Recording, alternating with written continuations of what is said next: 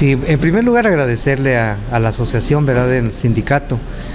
Esto se ha dado debido a la gran problemática que hemos tenido en ese punto, primordialmente con el manejo de desechos sólidos, porque gente inescrupulosa ha estado yendo a depositar su basura en horas de la noche cuando ya no hay vigilancia, por lo cual se tomó la decisión de jardinizar esa parte de ahí, a lo cual obtuvimos el apoyo del sector de comercios de ahí del mercado. Una súplica que le hacemos y un llamado a todos los vecinos para que cuidemos el parque, porque es un punto de recreación para todos nosotros, y en la medida en que no lo cuidemos pues se va deteriorando.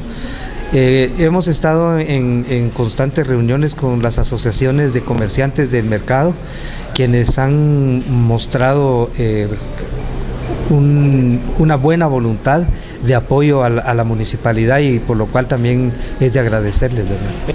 Debemos tener la conciencia ambiental, porque no solo en cuanto a la conciencia se refiere, debemos de despertar, sino porque también hay sanciones drásticas, incluso pudiendo ser impuestas a través del Ministerio de Medio Ambiente. Estamos muy preocupados porque la verdad es de que se ve lleno de basura y demasiado perro en este lugar, por eso es de que realmente se ha tomado la iniciativa de sacar y controlar este lugar, ¿verdad?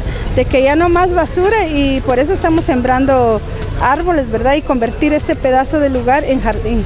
Y yo invito a todos los compañeros comerciantes que tomen también la iniciativa, ¿verdad?, de poder apoyar la municipalidad, de que nos ayuden a jardinizar parte del parque, ¿verdad?, y darle continuación de cuidar.